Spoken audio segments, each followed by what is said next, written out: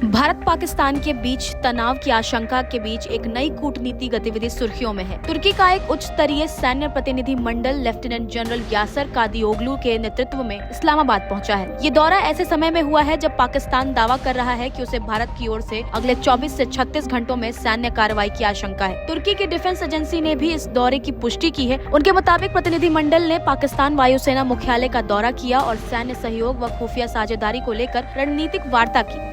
तुर्की defence agency ने कहा है कि तुर्की जनरल स्टाफ के खुफिया प्रमुख लेफ्टिनेंट जनरल यासर कादियोगलू के नेतृत्व में एक तुर्की सैन्य प्रतिनिधि मंडल ने पाकिस्तान वायुसेना मुख्यालय यानी इस्लामाबाद का दौरा किया। रिपोर्ट्स के मुताबिक भारत के आक्रमण की आशंका के बीच तुर्की ने इस्लामाबाद के साथ अपनी सैन्य भागीदारी बढ़ा दी है। लेफ्टिनेंट जनरल यासर कादियोगलू की अध्यक्षता में एक उच्च स्तरीय तुर्की सैन्य और खुफिया प्रतिनिधि मंडल ने रणनीतिक स्तर की वार्ता के लिए इस्लामाबाद के पाकिस्तान वायुसेना मुख्यालय का दौरा किया है। लेकिन उनका दौरा ऐसे समय में हो रहा है जब नई दिल्ली पाकिस्तान के खिलाफ कार्रवाई के विकल्पों पर तेजी से विचार कर रहा है। लिहाजा माना जा रहा है कि तुर्की पाकिस्तान के साथ सैन्य सहयोग को गहरा करने की कोशिश कर सकता है। सूत्रों का कहना है कि इस यात्रा के एजेंडे में क्षेत्रीय सुरक्षा, सैन्य प्रशिक्षण सहयोग और खुफिया जानकारी साझा करना शामिल है। इससे पहले रिपोर्ट आई थी कि तुर्की ने कम से कम 6 सैन्य विमानों में पाकिस्तान को हथियार पहुँचाए हैं। हालांकि तुर्की की सरकार ने दावे को खारिज किया है, लेकिन फिर भी संभावनाओं से इनकार नहीं किया जा सकता। अब सवाल ये है कि क्या पाकिस्तान को भारत के खिलाफ मदद देगी तुर्की? पाकिस्तान को हथियार भेजने की रिपोर्ट का खंडन करते हुए तुर्की ने बयान जारी करते हुए कहा था कि हथियारों की डिलीवरी की रिपोर्ट झूठी है। तुर्की का विमान सिर्फ कराची में ईंधन भरोसे उतरा था। इसके अलावा मिलिट्री ट्रांसफर की सारी रिपोर्ट्स झूठी है।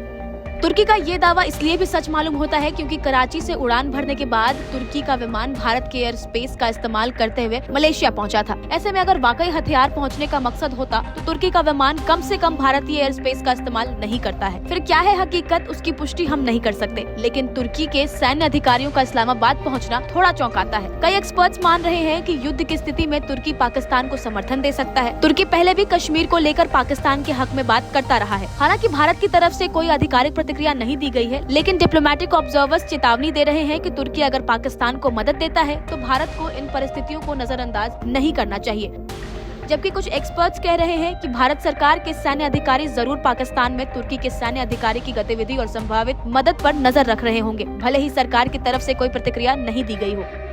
आपको बता दें कि टर्की इस्लामिक ब्रदर कंट्री मानता है। टर्की और पाकिस्तान के बीच 1950 के दशक से ही सैन्य संबंध रहे हैं और दोनों देश इस्लामिक विचारधारा को जुड़ाव का आधार मानते हैं। दोनों देश की वायुसेना अक्सर सैन्य अभ्यास करती रहती है। तुर्की हमेशा से पाकिस्तान को इस्लामिक ब्रदर कंट्री मानता है, खासकर सैन्य समर्थन के मामले में। पाकिस्तानी एयरफोर्स के पायलट्स को तुर्की में लड़ाकू विमान उड़ाने की ट्रेनिंग दी जाती है। इसके अलावा तुर्की और पाकिस्तान मिलकर drone technology, electronic warfare system और स्मार्ट वेपन पर काम कर रहे हैं।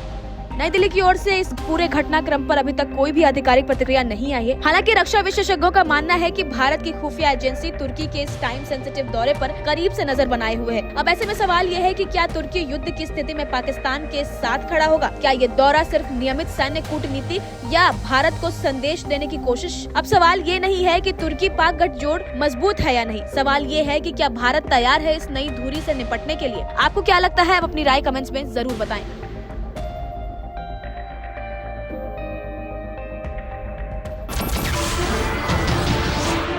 नमस्कार, मैं हूं मानक गुप्ता। अगर आपको हमारा ये वीडियो पसंद आया हो तो इसे लाइक और शेयर जरूर करें और हाँ, हमें सब्सक्राइब और फॉलो करना ना भूलें ताकि आप देश और दुनिया की कोई खबर मिस ना करें। तो जुड़े रहिए हमारे साथ और देखते रहिए न्यूज़ 24।